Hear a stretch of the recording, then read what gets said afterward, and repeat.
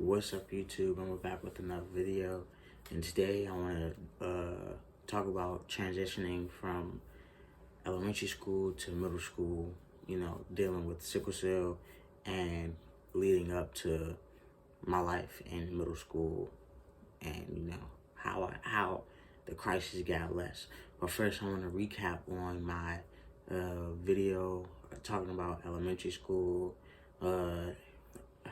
recap on how I wasn't really able to focus on schoolwork, how I wasn't really able to play sports, how I wasn't really able to focus on myself mentally and physically, meaning I was only just able to focus on pain really, and how being in a hospital made me gain a sense of loneliness. And so the first one, I wasn't really able to, schoolwork, I wasn't really able to just do schoolwork because if I'm in a hospital or anything like that, and I suddenly just come back to a bunch of work, and no one's really helping me out there to help me one-on-one. Like, I don't have no one-on-one teaching or anything like that. I'm in the public school, so I mean, yeah, they try the best they can, but at the same time, the teachers have to teach a whole class. So, not to run off topic, but I wasn't really able to focus on schoolwork because I had to focus on my health first. To me, that comes first. And that's something, like my mom would say, my health comes first, and I always put myself first.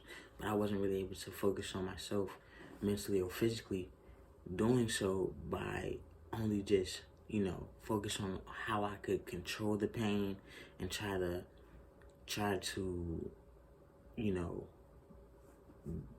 decrease the amount of crisis that I had.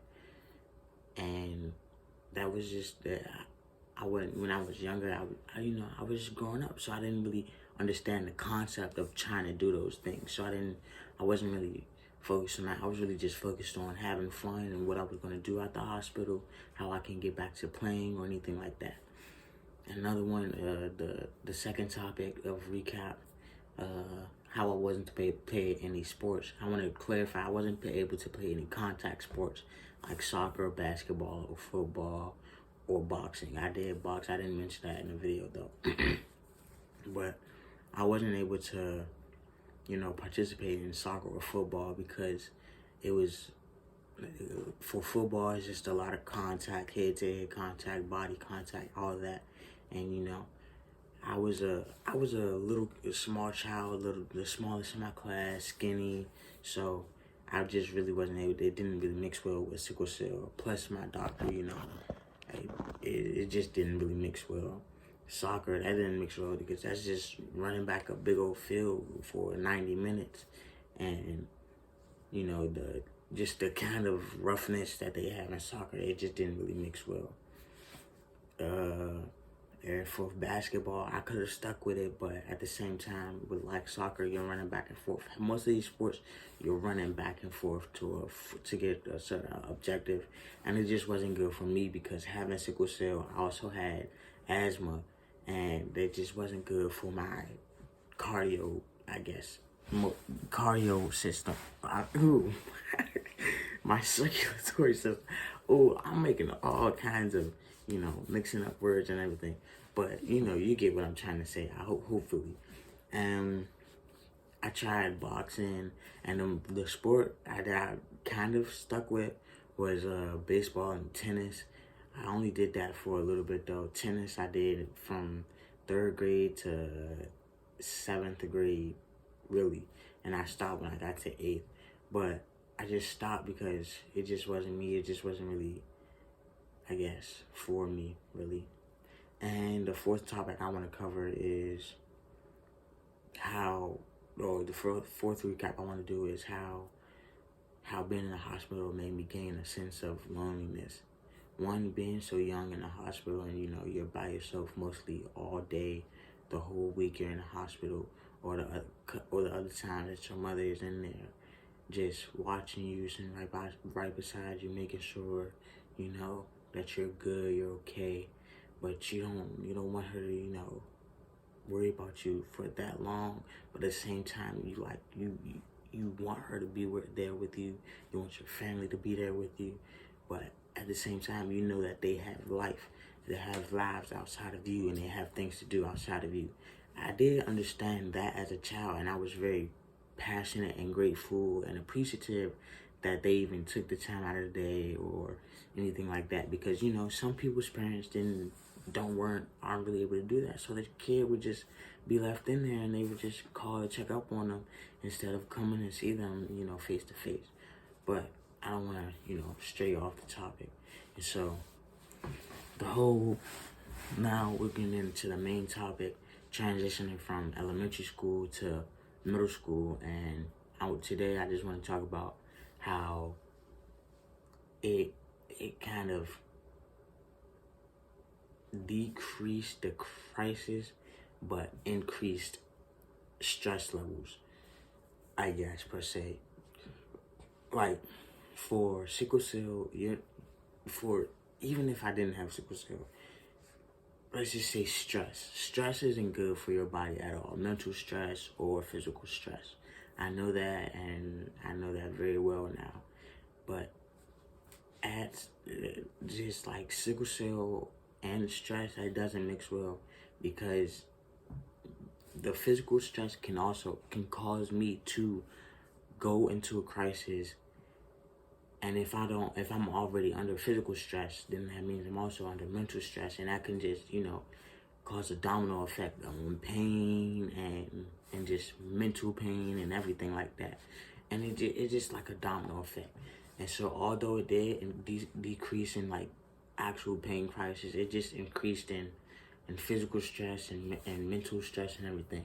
I wouldn't be going into the hospital, like every other month or so now, but I would still just have those intervals of me just going into the hospital. And then as I'm going up in grades and things like that, the work is just getting harder. It's just getting harder for me to keep up with. Every day I would either sleep in class or forgetting to do the work, or just, if I'm not in the hospital, then I'm either forgetting to do the work or just sleep.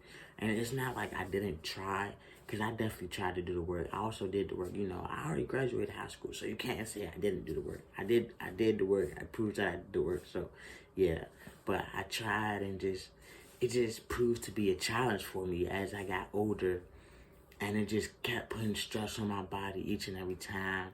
And I remember it was this one sickle cell crisis that I had in school. It happened. I just passed out one day. Or, no, I didn't want to say pass out. But I fainted one day because we were at recess. We were outside, and I was just extremely hot, extremely overheated. I didn't have any water. I didn't have any access to water, and I didn't have any access to like cool air. And they had us outside for, a good 45 minutes to an hour per se. And with that, doing that, it kind of, one day, when we were going back inside, it just started to hit me, because I didn't have any water, and it just started to hit me. It was getting hard for me to breathe, and I started, blinking out very, very slowly. And next thing I know, I'm on the ground. I hit the locker, and then I fell onto the ground, and I fainted. Then I had to wake back up. Someone had woke me up, and they had called me, actually, and they had woke me up. They had set me up, and they gave me some water instantly. I'm thankful they didn't pour no water on me, because that probably could have caused a whole lot more problems, especially if it would have been cold water, like cold water. If it was temperature room water, maybe it would have been fine. But if it was cold water, it would have been probably caused a whole lot of problems. But I am thankful for that person, that was able to actually catch me in time and get to me in time. And I'm thankful for the friend I had at the time to do that. And yeah, just going from elementary school to middle school, it just kind of put a stress on my body, and like a lot more, but not really. I didn't have that much sickle cell crisis, and around 8th grade, I would say this is when I really stopped most really having pain crisis at all.